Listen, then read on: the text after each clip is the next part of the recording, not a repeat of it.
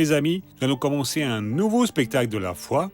J'ai la pleine assurance qu'une fois de plus, Dieu parlera à votre cœur. Pourquoi? Jésus a dit que là où 2 ou 3 personnes se trouvent présentes, unies, avec un seul objectif, il se trouvera au milieu d'elles. J'ai entière certitude que Dieu veut vous bénir. Vous êtes certain que Dieu veut vraiment vous bénir? Beaucoup de personnes ont un doute. Une certaine fois, un homme, très malade, s'approche de Jésus et déclare « Jésus, je sais que le Seigneur peut me guérir. » Et ma question pour vous, Seigneur, c'est « Le Seigneur veut me guérir ?» Et Jésus, pour en finir une bonne fois pour toutes avec les doutes de cet homme, a dit « Je veux, sois purifié de ton mal. » Et cet homme a été purifié et il a été guéri. Bon, je vous demande, si Jésus a voulu guérir cet homme, pour quel motif? Quel serait le motif pour qu'il ne veuille pas vous guérir? Il n'existe pas de motif. Pour Dieu, il n'y a pas d'acception de personne. Il continue à répondre de la même forme si nous demeurons fermes dans sa parole à lui. Et Dieu a parlé dans votre cœur. Vous dites, il a parlé, oui. Donc aujourd'hui, c'est le moment de vous relever, d'être ferme, d'écouter la parole de Dieu. Quand la parole est claire, vous comprenez, mince, c'est de cela dont j'avais besoin.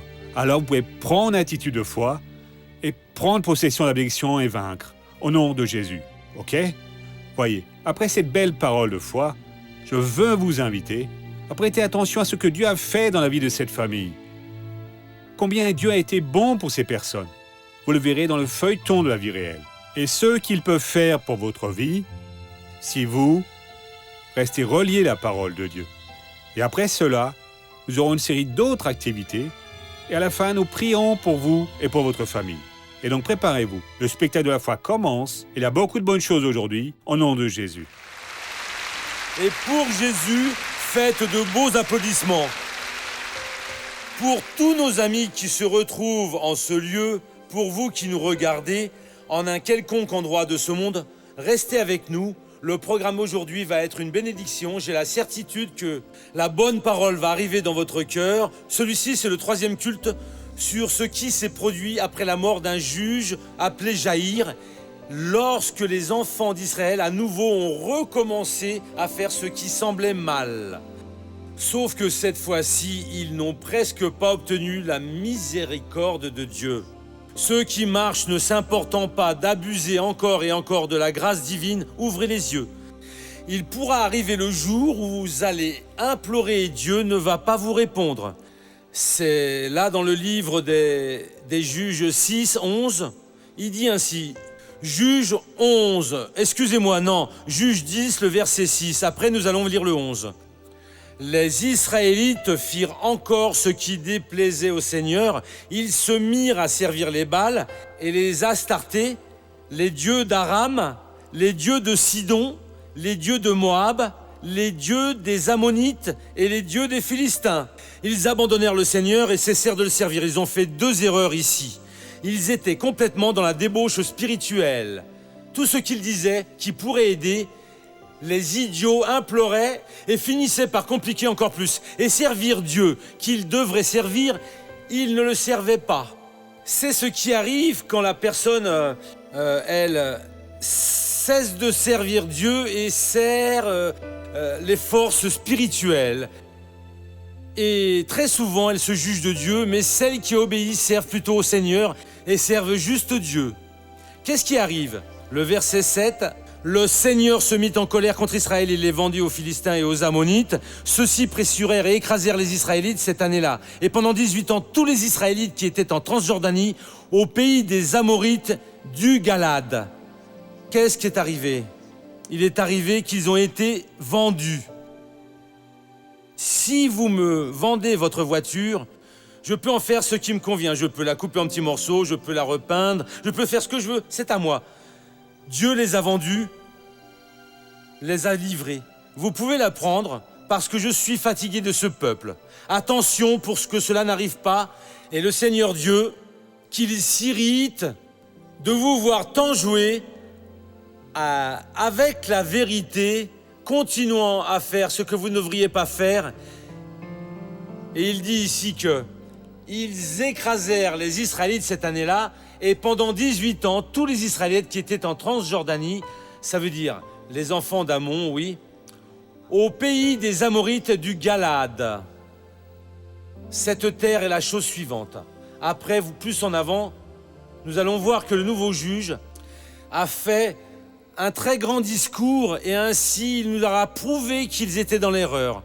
Parce que quand Israël est venu pour prendre la terre qui était pour eux, Dieu n'a pas permis qu'ils touchent aux Ammonites, qu'ils ne touchent pas à Moab.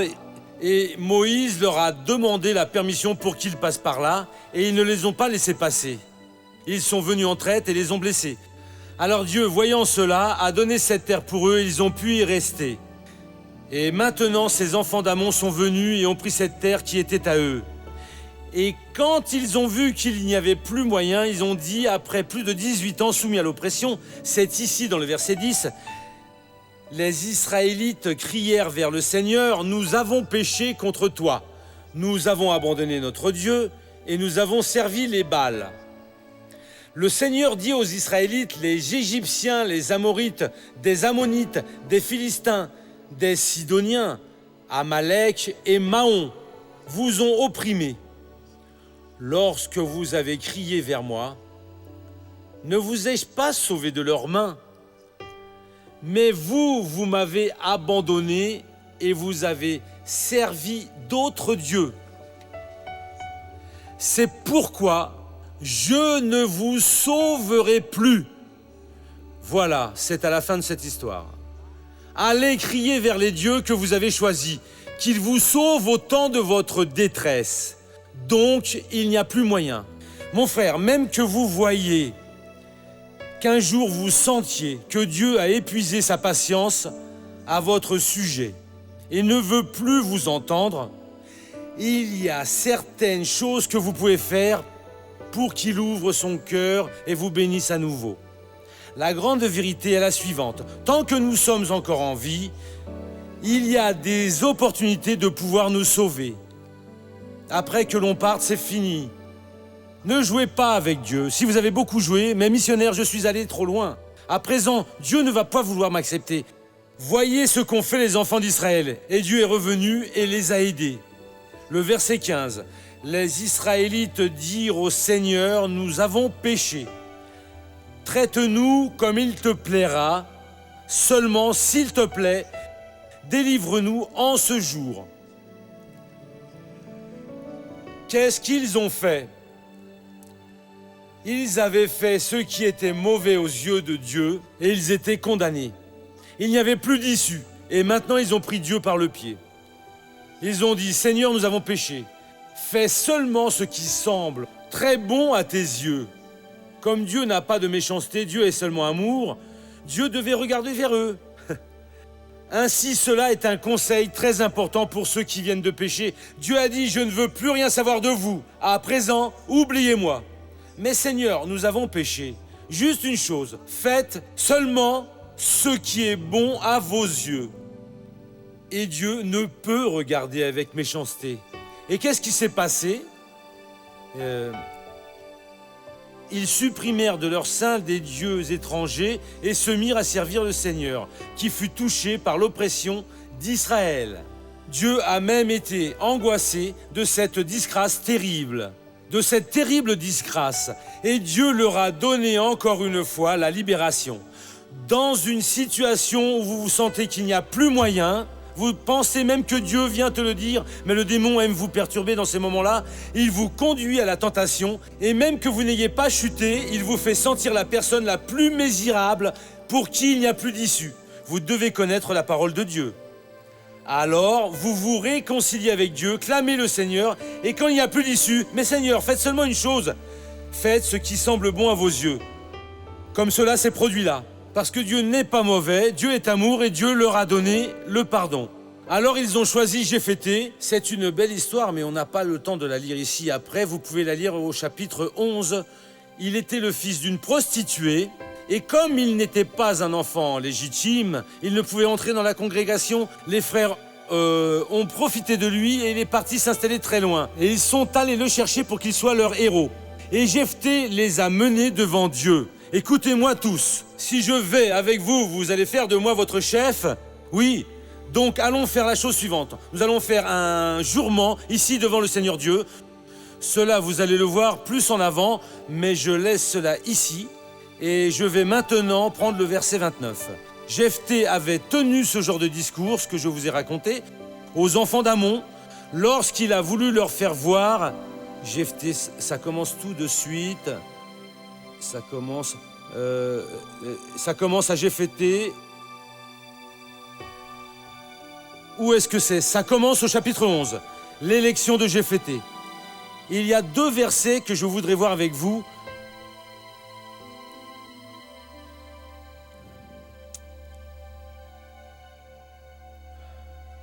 Ce sont les versets 10 et 11, au chapitre 11. Les anciens de Galade dirent à Jephthé, « Le Seigneur nous entendra les uns et les autres si nous n'agissons pas selon ta parole. » Ainsi Jephthé partit avec les anciens de Galade, le peuple le mit à sa tête comme chef et capitaine. Jephthé dit toutes ces paroles devant le Seigneur au Mitzpah. Et alors il a envoyé des messagers aux enfants d'Ammon et il a commencé à dialoguer avec eux, mais ils n'ont pas voulu l'écouter. Sur quoi je veux attirer votre attention? Quand vous prenez une position dans un acte solennel. D'accord, vous avez voulu me convoquer? Oui. Vous voulez avoir ma participation? Oui. Eh bien, nous allons parler de toutes ces choses devant le Seigneur Dieu. Seigneur Dieu, nous arrivons à un accord. Notre famille est complètement détruite. Il y a eu ceci, il y a eu aussi cela, et nous sommes aujourd'hui en train de nous récomposer. Et la proposition que nous faisons est celle-ci. Nous allons te rechercher, ma femme va te rechercher, mon mari va te rechercher, oh mon fils, oh ma fille. Nous allons rechercher le Seigneur. À partir de maintenant, nous sommes en train de t'élire comme notre Dieu. Nous confessons tous nos péchés. C'est une union, c'est une alliance qui se fait collectivement avec le Seigneur Dieu. Il avait promis et j'ai fêté. D'accord, c'est cela. Donc, nous allons parler de toutes ces choses-là devant le Seigneur notre Dieu, pour que soit enregistré et qu'il soit notre juge. Il est parti et revenu. Elle est partie et revenue. Je me repens de cela. Donc nous allons réunir toute la famille, nous allons prendre une décision et nous allons faire cette chose avec responsabilité.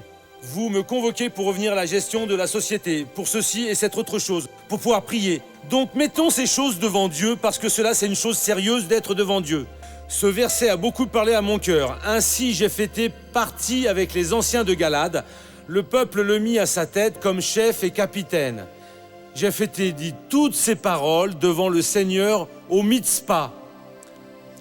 Alors il était prêt pour la bataille. Il a commencé à envoyer des messages aux enfants d'Ammon et leur a rappelé tout ce que j'ai raconté. Ils n'ont rien voulu savoir. Au contraire, ils sont venus combattre. Et le verset 29 est très puissant. Alors le souffle du Seigneur fut sur Jephthé. Celui-ci traversa le Galade et Manassé. Il passa à Mitzpé de Galade. De Mitzpé de Galade, il passa chez les Ammonites. Ça veut dire qu'il a tout fait étant guidé par Dieu. Il a senti qu'il devait leur donner une opportunité. Ils n'ont pas voulu cette opportunité. Il a réfléchi avec eux, il s'est produit ceci et cela. Cette terre est à nous, vous n'avez pas le droit. Dieu nous l'a donné. Vous avez la volonté de prendre ce que Dieu nous a donné et ils n'ont rien voulu savoir. Dieu a dit donc c'est maintenant. Est venue l'onction, vous avez senti l'onction, vous prenez une position. Vous avez senti l'onction et vous parlez comme Dieu est en train de vous dire.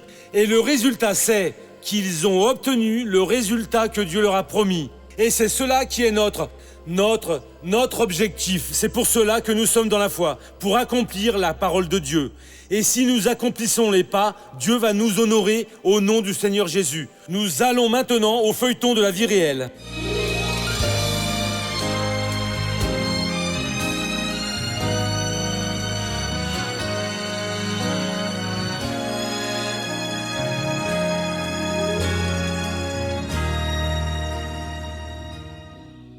Une amie de Mara rencontre des problèmes dans sa vie sentimentale. Et à la demande de cette amie, elles ont recours à une aide spirituelle. Alors, cette amie, nous sommes tombés d'accord pour tirer les cartes avec cette personne. Et nous avons commencé à fréquenter sa maison, oui. Et je ne savais pas qu'elle recevait des esprits. Je pensais vraiment qu'elle tirait juste les cartes. Jusqu'à ce qu'un jour, un esprit s'est manifesté. Ils m'ont installée comme petite mère de la maison et m'ont donné cette charge. Et au début, on a commencé à travailler, à parler de toute ma famille. Et je suis restée bouche bée parce que je n'avais jamais rien dit. Et j'ai été fascinée, impressionnée, parce que ce qu'il racontait sur ma famille était la vérité. Et il avait dit cet esprit que ma famille devait venir là. Et j'ai dit à cet esprit que ma famille n'aimait pas cela et que c'est difficile, que ma famille aille là. Et il a dit, eh bien, attendez un peu quand vous allez voir. Et elle s'est mise à fréquenter ma maison et c'est toute ma famille qui a fini dans cet endroit. J'y allais de temps en temps. Et une fois, ils ont ordonné de m'appeler. Non, mais je n'y vais pas. Non, mais je n'y vais pas. Je ne vais pas participer. Ma vie a fait un grand virage, la tête à l'envers. Oui, ça a commencé ainsi, tout allait de travers. Tout allait de travers, parce qu'il ne me restait rien dans la main. Parce que je devais tout le temps, répondre à toutes leurs demandes, Tout le temps, il y avait une chose à faire. Je devais aller au centre, je devais aller voir un père des esprits. Et avec cela, ils soutiraient tout l'argent de la famille, des personnes qui étaient là. Des fois, quand je la rencontrais dans la rue, je parlais un peu avec elle, mais elle avait cette air, elle avait ce visage triste. Ce n'était pas quelqu'un de joyeux, ça, non. J'étais tellement fatiguée, de voir ma famille souffrir, Ma famille n'a rien du tout. Ma famille n'a rien du tout. Comme mes frères qui travaillent tout le mois, tout l'argent reste dans cet endroit-là. Jusqu'au jour où je suis allée parler, je ne savais même pas prier. Alors j'ai commencé à parler avec Dieu. Si le Seigneur est réellement un Dieu vivant et existe, montre-moi la vérité. Car il raconte qu'ils sont de Dieu et je ne sais pas, je suis tellement perdue. Mara a un rêve où elle est en désaccord avec les guides spirituels. J'ai eu ce rêve et le rêve s'est réalisé de la même forme. Alors j'ai vu qu'ils se sont tournés contre moi, ils ont commencé à me maltraiter et tout. Je suis partie. Ils ont continué, ils ont demandé d'aller après moi. Ma famille est restée là. J'ai commencé à discuter beaucoup avec Dieu et à lui demander qu'il protège mon chemin, ainsi comme il m'a alerté de cela. Il m'a fait sortir de cet endroit, qu'il me protège aussi des menaces qui étaient proférées contre moi. Et Dieu m'a gardée jusqu'aujourd'hui, j'ai perdu la peur. Non, je n'avais de connaissance sur rien, mais alors j'ai commencé à me remuer pour acheter une Bible. J'ai acheté une Bible, je me suis mise à lire. J'ai demandé la compréhension à Dieu de la parole pour que je la comprenne. En lisant la Bible, j'ai découvert où est-ce que j'étais, dans un véritable enfer, Puis, quand mon esprit s'est ouvert, j'ai dit ainsi, mon Dieu. J'ai demandé pardon à Dieu. Oui, j'ai dit ainsi, pardonne-moi. Oui, malheureusement, C'est alors que j'ai dit que je ne rechercherais aucune église parce que c'est vrai, la propre Bible avertissait des faux prophètes. J'ai dit, Seigneur, le Seigneur va me guider par sa parole parce que j'ai déjà été trompée une fois et je ne prétends pas être trompée à nouveau, non. Alors, je ne suis pas allée chercher une église. Oui, il y a eu un frère qui est allé chercher une église. Il a commencé avant moi. Et moi, je disais que je ne rechercherais jamais une église, mais la volonté de Dieu est la volonté de Dieu. Alors, ma belle-sœur a commencé à y aller, car elle était invitée, et elle m'a fait une invitation un mercredi soir. Après, elle a dit ainsi, « Ah, pourquoi tu ne commences pas à y aller tous les jours ?» Donc, j'ai commencé à y aller tous les jours. Tous les jours, j'y vais, là où je suis maintenant, pour l'honneur et la gloire de notre Seigneur. On a commencé, Mara est venue à l'église, et alors, nous avons commencé à avoir un contact. Et alors, elle m'a raconté d'où elle venait. Comme moi et mon épouse, nous faisons un travail dans les foyers et nous sommes venus le faire dans la maison de sa belle-sœur et nous l'avons incorporé dans notre groupe. Alors est arrivé le moment où j'ai dit au pasteur qu'il y avait une candidate de plus pour être ouvrière et aujourd'hui elle est là. C'est une bénédiction dans la main de Dieu. Alors ils s'en sont tous sortis grâce à Dieu, ils vont tous bien. Elle est belle, belle, belle, belle et merveilleuse. Le visage de Mara aujourd'hui, c'est tout autre. Mince, quelle merveille de Dieu. Je remercie Dieu qui nous aide pour tout ce qu'il a fait, de l'avoir relevée, de l'avoir fait sortir de cet endroit. Gloire à Dieu, merci Seigneur Jésus. Tout va bien? Tout va très bien. Vous habitez où? Carmelino Matarazzo. Ah, et vous êtes depuis combien de temps dans l'église? Ça fait 1 an et 5 mois. Et vous avez laissé cette vie du passé? Grâce à Dieu. Vous êtes ferme en Christ? Amen. Vous avez dit que toute la famille l'est aussi, oui? Oui, ils ont commencé. Quelques-uns ont fait une petite pause, mais j'ai l'entière certitude que tous seront là au nom de Jésus. Et que sentez-vous comme différence entre aujourd'hui et cette époque-là? Beaucoup de différences. Je suis vraiment beaucoup bénie. À cette époque, c'était une époque de souffrance que je ne veux plus jamais avoir dans ma vie. Gloire à Dieu. Nous allons maintenant à la première question. Missionnaire, comment je peux savoir que j'ai rencontré la bonne personne? Cela, c'est difficile. Seulement vous pour le dire. Comment est-ce que je peux dire cela, hein, mes amis? La vérité, c'est que l'amour est une chose mystérieuse. Quand ça tape dans l'œil, c'est fait, alors il n'y a plus moyen. Lorsque quelqu'un parle, vous dites le contraire, mais rien n'y fait. J'ai un ami qui a déjà 43 ans. Parfois, je parle avec lui, mais pour ce gars, ça n'a pas encore tapé. Mais quelle histoire c'est de taper dans l'œil de ce jeune? Priez pour Dieu pour ce coup de foudre. Si ce n'est pas d'ici peu, ça n'avance plus à rien. Que Dieu le bénisse. Allons maintenant à ouvrir son cœur.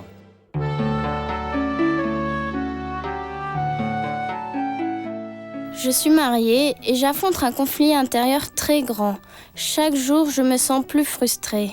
Je désire être enceinte, mais ce rêve semble chaque fois plus distant parce que je présente divers problèmes de santé. En plus d'avoir un myome, je présente aussi une hernie au nombril. Le pire, c'est que j'ai très peur de faire une opération.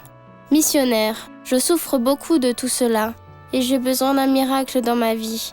Qu'est-ce que je dois faire ? En premier, vous devez perdre cette peur car la Bible dit que Dieu ne nous a pas donné l'esprit de peur. Celui qui a peur de n'importe quelle chose dans la vie doit cesser avec cela. Ah, missionnaire, je suis tout blanc de peur. Vous êtes contre la parole de Dieu. S'il ne nous a pas donné cet esprit de peur, nous n'avons pas accepté cet esprit. C'est seulement l'Esprit Saint, l'esprit de pouvoir, de forteresse, d'onction du Seigneur. Rien de tout ça pour en avoir peur. À présent, conversez avec le docteur si cette hernie a besoin d'être opérée. Et sinon, pensez-y 2 fois, préparez-vous. Et pour le myome aussi, parlez avec lui, mais je désire être mère et le Seigneur va retirer mon utérus. Ou alors, ouvrez votre cœur comme Anna l'a fait. Nous ne savons pas si Anna avait un problème d'ovaire ou si c'était une endométriose. Elle n'était pas mère, elle ne tombait pas enceinte, la mère du prophète Samuel. Vous pouvez lire cela dans le premier livre là, de Samuel et vous allez comprendre ce qui s'est produit. Elle était le religieux. Elle a tant prié et avec tellement de force, avec son cœur si ouvert, qu'il a même pensé qu'elle était en état d'ébriété. Et il l'a chassée. Sors d'ici, alcoolique de la maison de Dieu. Non, je ne suis pas alcoolique, non. C'est l'amertume de mon cœur. Et j'ai fait un vœu à Dieu. Elle a eu Samuel, son premier enfant, et après elle en a eu d'autres. Alors Dieu est venu et l'a bénie. Celle qui veut être mère et n'y parvient pas, elle doit prier Dieu. Qui veut être indépendant financièrement et n'y parvient pas, il doit prier Dieu, mes amis. Laissez-moi bénir tous ceux qui sont dans leur foyer. Père, au nom de Jésus, je te remercie pour ce culte où le Seigneur a commencé à guérir tant de personnes de douleurs à la jambe, mal au mollet, mal de tête, des problèmes de respiration et d'autres maux. Oh, je te remercie pour ce que le Seigneur a fait, Père. Mais Dieu, il y a beaucoup de nécessités et nous avons besoin de ton pouvoir. Je t'invoque, toi, à présent pour ces vies, pour que le Seigneur vienne exterminer tout le mal. Mettant alors un point final, ô Dieu, à toute cette souffrance, et je vais ainsi bénir, ô Dieu, ces personnes, et je vais faire cela en ton nom. Au nom de Jésus, que soit détruit tout le mal qui est dans votre vie. Recevez la bénédiction du Seigneur maintenant, allez bien, croyez au nom de Jésus. Amen. Bon, après la prière de la foi, je veux maintenant vous inviter à faire un acte de foi. Vous avez senti la guérison?